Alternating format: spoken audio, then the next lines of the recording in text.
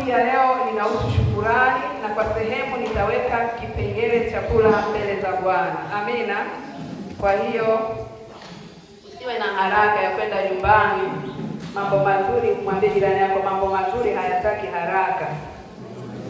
Amekuelewa kweli? Mwambie mambo mazuri hayataki haraka. Kitabu cha Mambo ya Nyakati wa Pili, Mambo ya Nyakati wa Pili sura ya 29, nitasoma mstari wa 30 na wa 31. Mstari wa 30 na wa 31. Neno la Mungu linasema, tena Hezekia mfalme wa wakuu akawaamuru Walawi wamwimbie Bwana sifa kwa maneno ya Daudi na ya Asafu mwonaji. Wakaimba kwa sifa kwa furaha, wakainama vichwa wakaabudu. Mstari wa 31. Ndipo Hezekia akajibu akasema, sasa mmejifanya wakfu kwa Bwana, karibuni mkalete dhabihu na matoleo ya shukurani nyumbani mwa Bwana. Basi kusanyiko wakaleta dhabihu na matoleo ya shukurani, na wote wenye moyo wa ukarimu wakaleta sadaka za kuteketezwa. Bwana Yesu asifiwe. Leo ni siku yetu ambayo tunataka kumshukuru Mungu kwa jinsi ambavyo ametutendea katika mwaka mzima. Lakini hapa Hezekia alikuwa anawaambia watu, akasema hao watu waje wamwimbie Bwana sifa. Amina. Anasema wakaimba, wakainama, wakafurahi, wakaimba, wakaabudu. Baada ya kuimba na kuabudu akasema sasa mmeshakuwa wakfu kwa Bwana. Mmeimba, mmesifu, mmeabudu. Liko jingine linalofuata. Akasema sasa mmejifanya wakfu kwa Bwana, karibuni mlete dhabihu na matoleo ya shukurani nyumbani mwa Bwana. Bwana Yesu asifiwe. Kwamba tukishamshukuru Mungu kwa maneno na kwa sifa, tunafuata kuleta dhabihu za shukurani mbele za Bwana. Amina. Huyu ni Hezekia. Anasema basi kusanyiko wakaleta dhabihu na matoleo ya shukurani, na wote wenye moyo wa ukarimu wakaleta sadaka za kuteketezwa. Kwa hiyo Mungu anasema kwa kinywa cha nabii Hezekia kwamba watu wakisha kumshukuru Mungu na kumsifu kwa maneno, walete sadaka zao za shukurani mbele za Bwana. Amina. Amina. Na kwa nini tumshukuru Mungu? Zaburi ya 30, Zaburi ya 30, Zaburi ya 30, tutasoma mstari wa 1 mpaka wa 3 na mstari wa 11 mpaka wa 12. Neno la Bwana linasema, E Bwana, nitakutukuza kwa maana umeniinua, wala hukuwafurahisha adui zangu juu yangu. E Bwana Mungu wangu, nalikulilia ukaniponya. Umeniinua nafsi yangu, e Bwana, kutoka kuzimu. Umeniuisha na kunitoa miongoni mwa hao washukao shimoni. Bwana Yesu asifiwe. Hapa Daudi anamtukuza Mungu, anasema mimi nitakutukuza kwa sababu umeniinua, wala hukuwafurahisha adui zangu juu yangu. Nataka nikuambie kabisa mtu wa Mungu kwamba kuna watu ambao hata kama huwajui hawafurahi kabisa kukuona wewe unainuka. Hawafurahi kabisa hata kama ulikuwa na genge unauzaga vitunguu ukauza na nyanya, hawafurahi. Wanasema angeuza vitunguu hivyo hivyo au hata hivyo vitunguu vingeisha kabisa. Amina. Lakini unapoinuka kutoka hatua moja kwenda nyingine, wengine wanasema Mungu amenisaidia, nimefanya 1 2 3, Mungu amenisaidia nimefanya 1 2 3. Hapo ni Mungu amekuinua. Na kama Mungu amekuinua, una kila sababu ya kumshukuru. Huyu Daudi anasema mimi nitakutukuza. Kwa nini? Kwa sababu umeniinua na wala hukuwafurahisha adui zangu. Wale waliokuwa wanafikiria kwamba sitafanikiwa, mimi nimefanikiwa kwa neema na mkono wa Mungu. Anasema e Bwana Mungu wangu, nalikulilia ukaniponya. Mimi nina hakika kabisa miongoni mwetu wako watu wengi ambao wameugua mwaka huu. Hata mimi nyumbani mwangu wako wengi tu wameugua. Amina. Lakini Mungu akawaponya kwa mkono wake mwenyewe. Amina. Na inawezekana wewe mwenyewe uliugua, wakati mwingine ukatembea unainama uwezi kuinuka, lakini Mungu amekuinua, unatembea, unapumua, unafanya 1 2 3. Daudi anasema kwa hilo Bwana nilikulilia ukaniponya.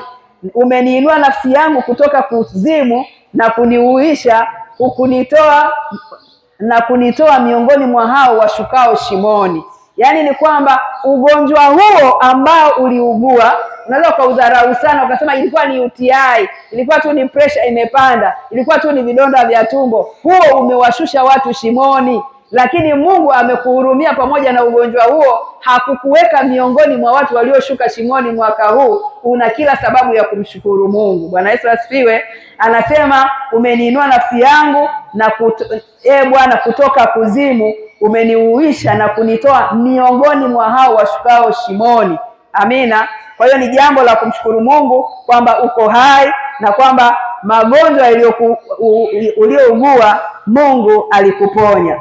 Mstari wa 11 na wa 12 katika Zaburi hiyo ya 30 anasema, umegeuza matanga yangu kuwa machezo, umenivua gunia ukanivika furaha, ili utukufu wangu ukusifu wala usinyamaze. Bwana Mungu wangu, nitakushukuru milele.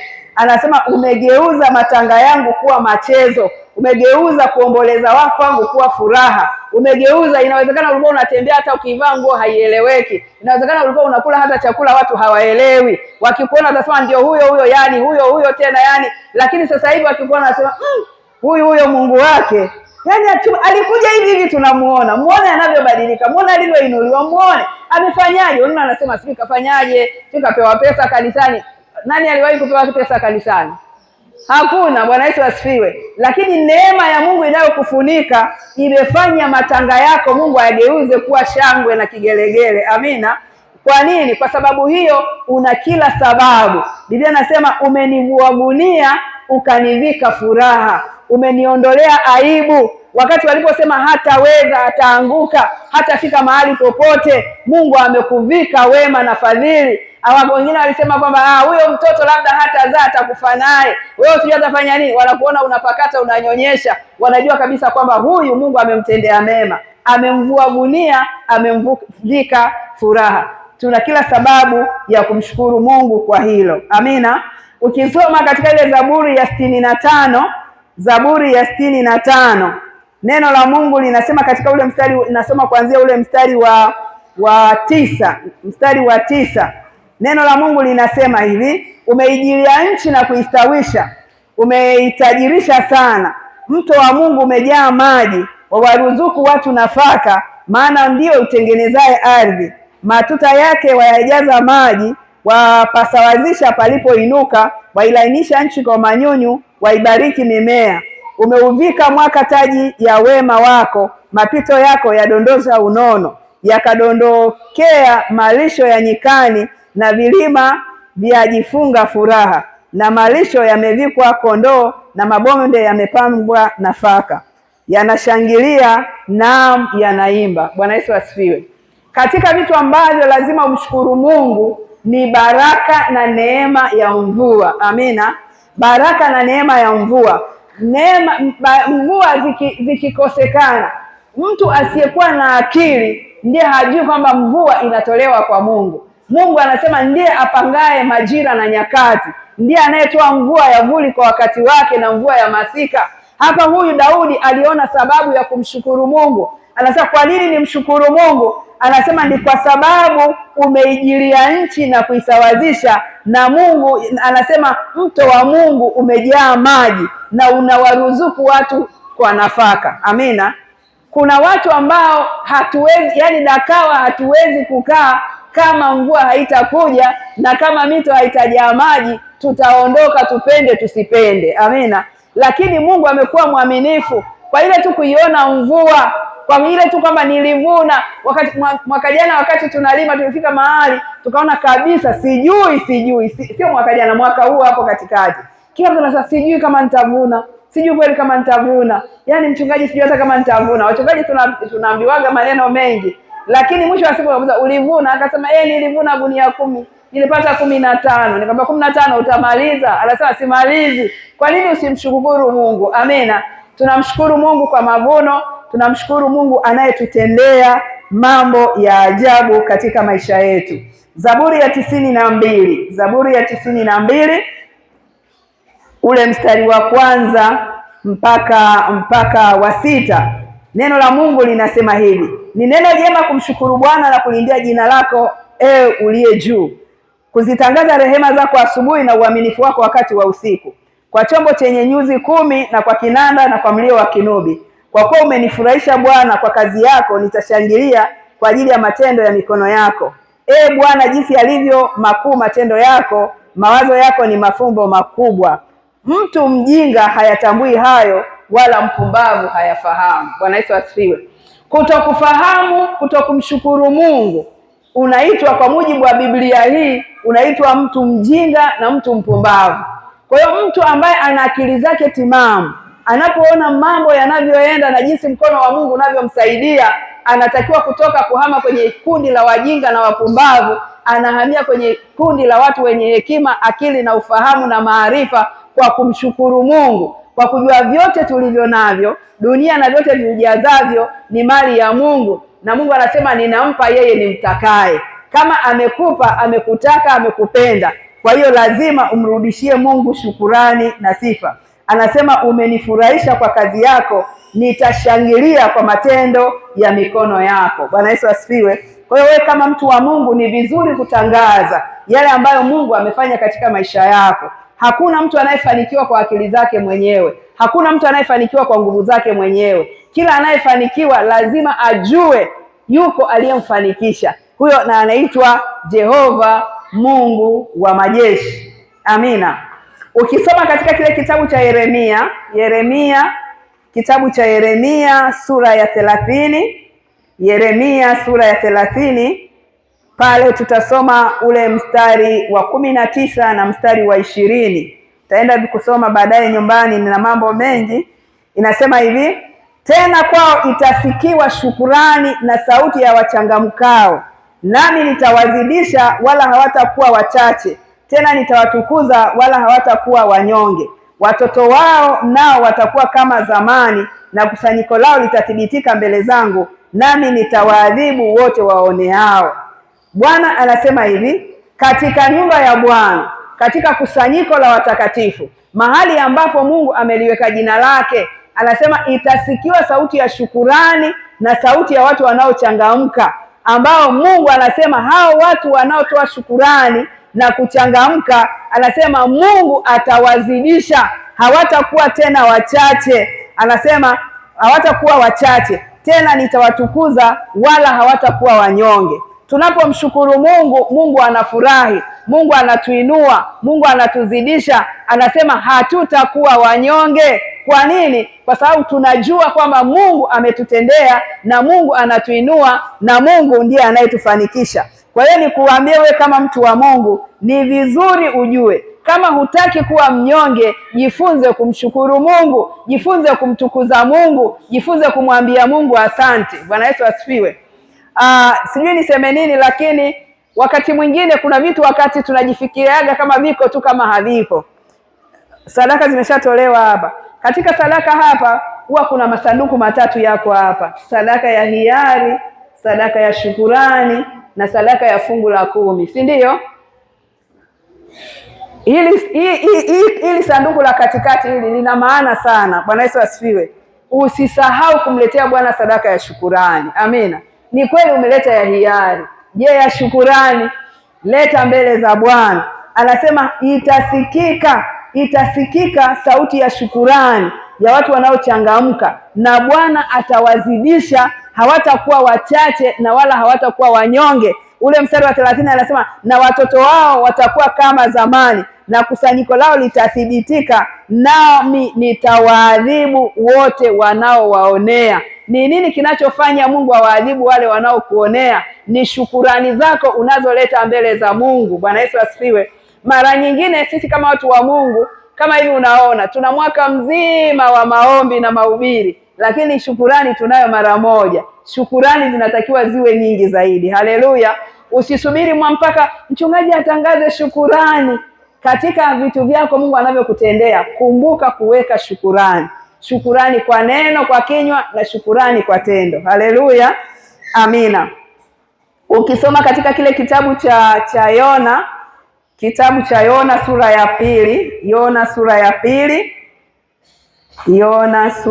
2 ule mstari wa 9, neno la Mungu linasema hivi: lakini mimi nitakutolea sadaka kwa sauti ya shukurani, nitaziondoa nadhiri zangu, wokovu watoka kwa Bwana. Yona anamwambia Bwana kwamba mimi nitakutolea sadaka kwa sauti ya shukurani. Ninatoa sadaka, lakini sadaka hii ni ya nini? Ni kwa sauti ya shukurani.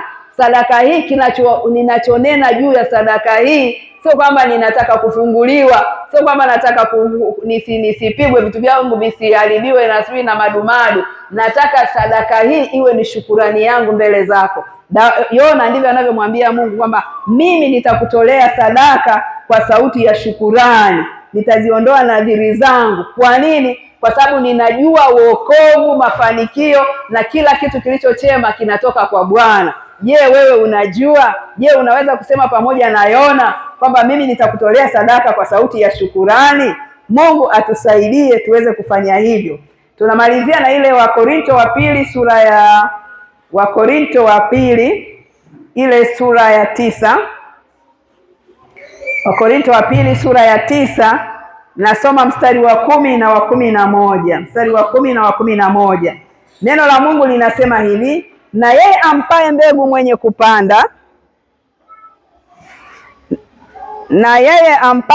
mwenye kupanda, na mkate uwe chakula, atawapa mbegu za kupanda na kuzizidisha, naye ataongeza mazao ya haki yenu, mkitajirishwa katika vitu vyote, mpate kuwa na ukarimu wote, umpatiao Mungu shukurani kwa kazi yetu. Bwana Yesu asifiwe. Biblia inasema Mungu ndiye ampaye mwenye kupanda mbegu. Amina. Anampa mkate uwe chakula. Amina. Lakini pia anasema yeye Mungu ndiye anayezidisha na kuongeza mazao ya haki yetu. Lakini anasema sisi tunatajirishwa katika vitu vyote. Amina. Anasema mkitajirishwa katika vitu vyote, mpate kuwa na ukarimu wote, umpatiao Mungu shukurani kwa kazi yetu. Bwana Yesu asifiwe. Kwa hiyo ina maana Mungu anapotutajirisha, anatutajirisha kwa nini? Ili sisi tuwe na ukarimu, na ukarimu huo unampatia Mungu shukurani kwa kazi zile tunazozifanya. Bwana Yesu asifiwe. Kwa hiyo kwa nini Mungu anatupa mbegu? Anatupa ili uwe mkate, uwe chakula, anazizidisha, anaziongeza. Ni ili sisi tuwe wakarimu, na tukishakuwa wakarimu, huo ukarimu wetu utampatia Mungu shukurani. Amina. Yaani kwa akili za kawaida tu unaweza ukajua. Wewe fikiria hapo, Mungu amekusaidia, sijui umefanyaje, sijui umevuna debe 2, sijui debe ngapi, ukamkuta mtu ambaye kabisa hana, ukampa, ukasema wewe nakupa pishi 3 za mchele. Atasemaje? Atasema Mungu akubariki. Lakini anasema namshukuru Mungu ameniona. Kwa hiyo ukarimu unafanya watu wamkumbuke Mungu na kumtukuza. Bwana Yesu asifiwe. Kwa hiyo tunapokuwa tumebarikiwa na Mungu, tukumbuke kabisa kuhakikisha kwamba tunarudisha ukarimu kwa Mungu kwa sauti ya shukurani na kwa vitendo vya shukurani. Amina. Amina. Kwa habari ya shukurani niseme kwa kifupi ni kwamba ni kwa nini tunatoa shukurani? Ni kwa sababu tunataka kufungua milango ya baraka. Amina. Kwa nini tunatoa shukurani? Ni kwa sababu tunataka kutambua mchango wa Mungu katika maisha yetu. Haleluya. Na sisi kama wana wa Mungu ni vizuri tufahamu, nikukumbushe kwamba hatua zetu zote za maisha zinatokana na Mungu, na wala sio akili zetu, wala maarifa yetu, wala ujuzi wetu, wala bidii pekee inayotufanyia kwamba tuweze kufika au tufanikiwe kama tulivyofanikiwa. Mahali pengine Biblia inasema sio wapigao mbio washindao, wanashinda wale waliojaliwa na Mungu kushinda. Amina. Kwa hiyo katika unapokuwa na sadaka ya shukurani, unajua ni Mungu aliyenisaidia. Mungu aliyenisaidia katika mambo haya. Niseme tu, nimejisikia tu kusema hili neno kwamba kuna watu kwa kufikiria kwamba ni nguvu zao zinawasaidia, huwa hawakumbuki hata kuwashukuru wazazi wao. Hawakumbuki. Anasema yasi alinizaa, mwingine tena anaongezea alinizaa kwa raha zake. Hilo tu utalipa. Unanielewa? Utafanya nini? Utalipa. Yaani mtu hawezi kumchukua, anafikiria kwamba mimi ni bidii zangu. Hapana, sio bidii zako, kwa sababu sio wote wenye bidii wamefanikiwa. Kuna watu ambao lazima uwakumbuke katika maisha yako na uwashukuru. Shukuru wazazi wako, mshukuru Mungu, shukuru na wale wanaokuwezesha. Bwana Yesu asifiwe. Kwa hiyo ni jambo jema kumshukuru Mungu, kwa sababu si katika akili zetu na mawazo yetu tunaweza kufanikisha mambo hayo. Baada ya kusema hayo, niseme kwamba umeona sababu ya kumtolea Mungu shukurani. Amina. Kwa hiyo kama tulivyokuwa tumekubaliana, nikimaliza kufundisha hapa tunaingia kwenye sadaka zetu za shukurani. Bwana Yesu asifiwe. Tutazileta sadaka zetu za shukurani mbele za Bwana. Hulazimishi, mimi nimekuambia tu ni muhimu kuleta sadaka yako ya shukurani. Tulikuambia, tulikuandaa, nimekufundisha, nimekufafanulia. Mungu akikujalia, na hakuna ambaye Mungu hajamjalia, atakuwa na sadaka ya shukurani mbele za Bwana. Haleluya. Hapo nataka nimalize kabisa na swala la kula mbele za Bwana. Sema kwa habari ya shukurani, mchungaji amemaliza. Mwambie umeelewa. Limebaki jambo moja, wewe kuleta sadaka yako ya shukurani mbele za Bwana. Amina. Baada ya hayo tunaingia kwenye kula mbele za Bwana. Haleluya. Amina. Tumekuwa na utaratibu wa kitu tunachoita kula mbele za Bwana. Amina. Kula mbele za Bwana. Na kwa wale ambao hawajui, yani sio kama tunakula, sio meza ya Bwana. Hii sio mkate na divai. Tunakula chakula, tunashiba, lakini kanisani mbele za Bwana. Bwana Yesu asifiwe. Amina. Jambo hili linapatikana wapi? Kitabu cha Kumbukumbu la Torati. Kitabu cha Kumbukumbu la Torati. Kumbukumbu la Torati sura ya 12 mstari wa 17 na wa 18. Nitaanza kusoma. Neno la Mungu linasema, usile ndani ya malango yako zaka ya nafaka zako, wala divai yako, wala mafuta yako, wala wazaliwa wa kwanza wa makundi yako ya ng'ombe, wala ya kondoo, wala ya nadhiri zako uwekazo zozote, wala sadaka zako za hiari, wala sadaka ya kuinuliwa ya mkono wako. Kwa maneno mengine, neno la Mungu linakukataza wewe kula zaka nyumbani kwako. Si ni sawa? Yaani kule nyumbani kwako utakiwi kula zaka, utakiwi kula kuku, kula nadhiri, kule utakiwi kula sijui malimbuko, kule nyumbani uruhusiwi kula. Amina. Biblia imekataza usile ndani ya malango yako, usile huko nyumbani mwako. Lakini mstari wa 18 anasema, lakini hivyo mtakula mbele za Bwana Mungu wako mahali alipochagua Bwana Mungu wako, wewe na mwanao mume na mke na mtumwa wako na mume na mke na Mlawi aliye ndani ya malango yako, na utafurahi mbele za Bwana Mungu wako katika yote utakayotia mkono wako. Bwana Yesu asifiwe. Kwa hiyo kule nje umekatazwa kula sadaka. Amina. Sadaka hiyo umesema tutaileta, tutaila mbele za nani? Mbele za Bwana. Na hivyo anasema, kwa hiyo wewe utafurahi mbele za Bwana, utakula. Tumekuwa tukiomba hapa mara nyingi, tunasema, sijui kama mnaelewaga tu nikisoma, na mara nyingi nikiombea sadaka nasema, na Mungu nakushukuru kwa ajili ya sadaka hizi ambazo umetupa. Ninazichukua naziweka katika hazina yako, ili nyumbani mwako kuwe na chakula tele kama ulivyotuagiza. Si ndio maana yake? Kwa hiyo ina maana zile sadaka tunaweka kwenye hazina ya Bwana, na huko kwenye hazina ya Bwana kinakuwepo chakula tele, na huko sasa tumeruhusiwa kula mbele za Bwana. Haleluya. Amina. Kwa hiyo huo mstari ndio tunao utumia. Anasema mahali alipochagua Bwana aliweke jina lake, hapo ndipo unaweza kuruhusiwa kula sadaka mbele za Bwana. Bwana Yesu asifiwe.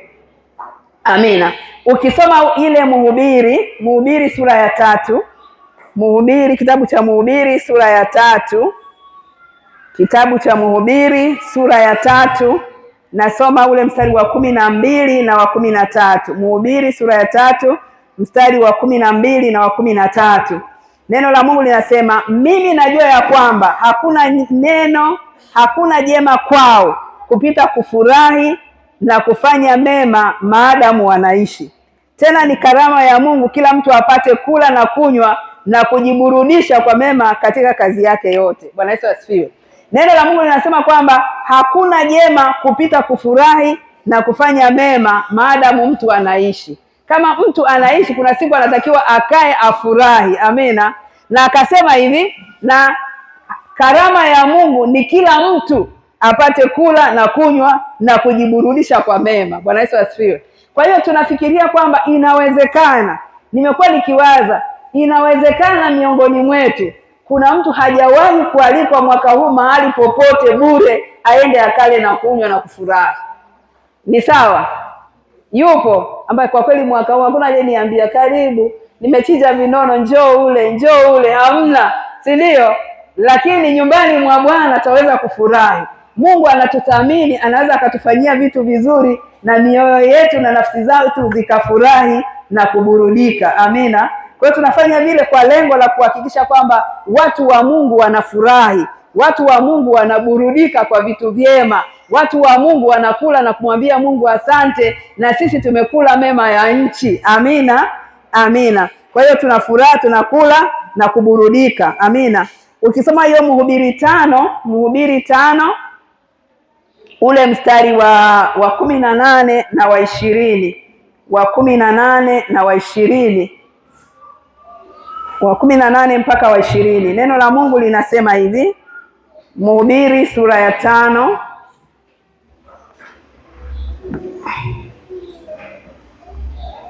nasema hivi, anasema, tazama mimi niliyoyaona kuwa ndiyo mema na ya kufaa ni mtu kula na kunywa na kujiburudisha kwa mema katika kazi yake yote anayoifanya chini ya jua siku zote za maisha yake alizopewa na Mungu, maana hilo ndilo fungu lake. Nililoona jema, amina, na la kufaa ni mtu kula na kunywa na kuburudika. Amina. Kwa hiyo kula, kunywa na kuburudika ni jambo jema. Amina. Anasema tena, kwa habari ya kila mtu mwanadamu ambaye Mungu amempa mali na ukwasi, akamwezesha kula katika hizo na kuipokea sehemu yake na kuifurahia amali yake, hiyo ndiyo karama ya Mungu. Bwana Yesu asifiwe. Anasema Mungu akikusaidia, akakupa ukwasi, akakuwezesha kula katika hizo, anasema hilo ni jambo la kufurahia, na hiyo ni karama ya Mungu, kwa kuwa mtu hatazikumbuka mno siku za maisha yake, kwa sababu Mungu hakumtakabali katika furaha ya moyo wake. Amina. Kwa hiyo katika vitu vya kufurahia, katika vitu vya kumshukuru Mungu ni kula na kufurahi. Amina. Yaani kula na kufurahi, mtu anasema yaani namshukuru Mungu nimekula nimeshiba. Kuna mtu anasema namshukuru Mungu nimelala njaa. Hiyo ya Kipentekoste. Amina. Sasa lakini wewe, lakini amekula na kushiba, anamshukuru Mungu. Bwana Yesu asifiwe. Kwa hiyo ndio sababu zinazotufanya wakati mwingine tuone kuna sababu ya kula mbele za Bwana. Kwa nini tunakula mbele za Bwana? Kwa sababu inapendeza na inafurahisha kula mbele za Bwana. Lakini sasa ile Zaburi ya mwisho kabisa unayoijua ambayo nitakusomea leo ni Zaburi ya 133 pale mstari wa 1 mpaka wa 3. Neno la Mungu linasema, tazama jinsi ilivyo vyema na kupendeza ndugu wakae pamoja kwa umoja. Ni kama mafuta mazuri kichwani, yashukayo ndevuni, ndevu za Haruni, yashukayo mpaka upindo wa mavazi yake. Ni kama umande wa Hermoni, ushukayo milimani pa Sayuni, maana ndiko Bwana alikoamuru baraka, na uzima hata milele. Wakati nafikiria yaani pamoja na kwamba kula mbele za Bwana, nikawa naona ile raha ya watu kukaa pamoja kwa umoja. Amina. Anasema ni jinsi gani inapendeza watu wakae pamoja kwa umoja. Anasema kwamba ni kama mafuta mazuri yanayoshuka katika ndevu za Haruni. Anasema katika kukaa pamoja na kufurahi pamoja, anasema huko ndiko Mungu alikoamuru baraka, na uzima hata milele. Kwa hiyo tunakula mbele za Bwana kwa sababu Mungu anapenda tukae pamoja. Kuna wakati mwingine ninakaaga nafikiria, na wewe fikiria, jifikirie wewe. Amina. Sijui wewe uko kama mimi. Wewe fikiria kama sio huyu Yesu, ungeketi na mwalimu yule pale siku moja, yaani kabisa ukute umekaa na mwalimu Debora, ungekaa naye? Ingewezekana? Mngekuwa mnaongea nini kwanza? Amina. Wengine hata mimi wanasemaga hivi, mama anaongeaga kweli? Huko barabarani hawajui hata kama anaongeaga. Sasa huyu mama anaongea kweli. Sasa huyo ndio mchungaji wetu. Anaongea kweli. Mimi hata sijawahi kumuona anaongea kabisa. Alafu namuogopa, unanielewa?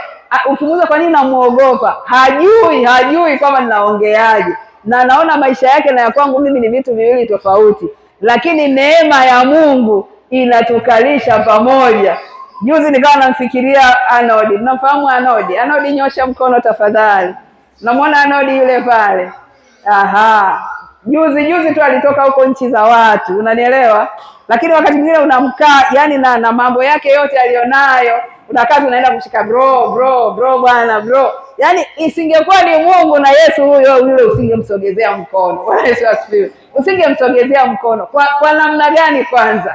Lakini tazama jinsi ilivyo vyema na kupendeza kwamba watu wanaoitwa ndugu na Mungu mwenyewe wakae pamoja na kufurahi, waseme, waongee, wafurahi, waulizane vipi, huyo mtoto mbona vipi, huyu mbona hivi. Yani hiyo ni neema ya Mungu peke yake.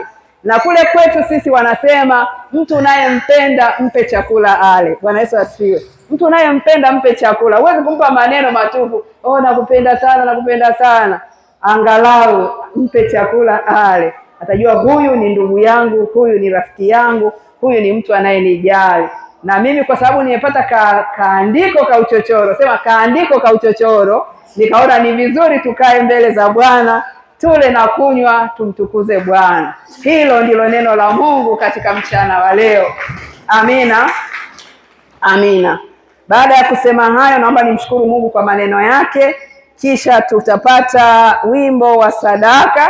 Tulete sadaka zetu za shukurani. Wakishaleta sadaka za shukurani, ndipo tutafuata utaratibu wa kula mbele za Bwana. Amina. Baba, katika jina la Yesu Kristo, ninakushukuru na kukutukuza. Nasema asante kwa ajili ya maneno yako ambayo tumesoma mbele za watu wako kwa ajili ya ibada ya shukurani na ibada hii ya kula mbele zako. Ninaomba Mungu unaishi na kutawala milele, wewe uwabariki watu wako, uwasaidie Bwana. Neno hili likapate kuzaa matunda. Yamkini leo lisizae matunda ya kutosha, lakini iwe ni mbegu inayopandwa katika maisha ya watu wako kwa habari ya shukurani na kukaa pamoja. Naomba uwawezeshe, naomba uwasaidie. Baba, katika jina la Yesu Kristo, ninayaacha yote mikononi mwako. Amen. Amina. Naomba wimbo wa sadaka.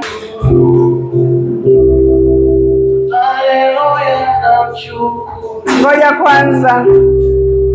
Amina. Inua sadaka yako juu namna hii. Nimesema simama, inua sadaka yako juu. Sema, Mungu Baba, ninakuja mbele zako kwa moyo wa shukurani kwa mambo yote ulionitendea. Siji na maneno matupu. Ninakuja na wimbo wa sifa pamoja na sadaka mkononi. Naomba uibariki sadaka hii, naomba uitakabali. Hailingani na wema wako katika maisha yangu, ila ninajua Bwana umenitendea. Naomba uibariki, ukapate kunizidisha sawasawa na neno lako. Umesema anayekutolea sadaka ya shukurani, huyo utamzidisha na watoto wake hawataonewa. Naomba Bwana utuzidishe, naomba uniongeze, naomba nisionewe kwa namna yoyote ile, bali sadaka hii kanene mema mbele zako. Ni katika jina lako Yesu Kristo nimeomba na kuamini. Amen. Imba. Namshukuru Mungu. Haleluya, namshukuru Mungu. Amen, amen. Namshukuru Mungu.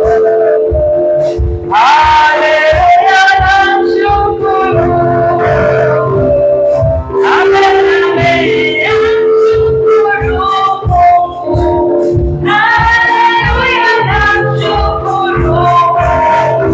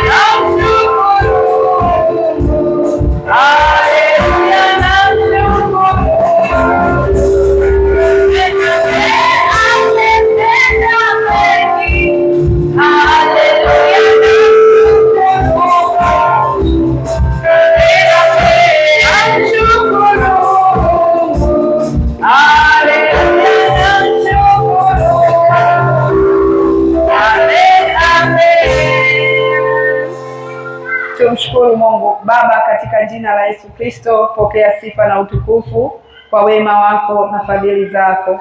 Asante Bwana kwa ajili ya sadaka hizi za shukurani ambazo watoto wako wamekutolea. Mungu mwenye nguvu, Mungu mwenye uweza, wewe uwazidishaye watu wako, unasema yeye akutoleaye sadaka ya shukurani ndiye anayekutukuza. Watoto wako wamekutukuza kwa jinsi walivyokunyoshia mikono. Nami Mungu ninakusihi katika jina la Yesu Kristo mwana wa Mungu aliye hai, kila mkono ulionyooshwa na kila mahali palipoguswa Bwana, pakapate kuzidishwa na wewe mwenyewe. Kwa mamlaka ya jina la Yesu Kristo mwana wa Mungu aliye hai, namkemea kila alai. Hasara za kipepo hazina nafasi katika maisha yao. Vitu vya kipepo vinavyowaharibu havina sehemu katika maisha yao. Kwa shukurani hii Bwana, litukuzwe jina lako na wabarikiwe watu wako. Katika jina la Baba na la Mwana na la Roho Mtakatifu tuseme amen. Mungu wa mbinguni akubariki.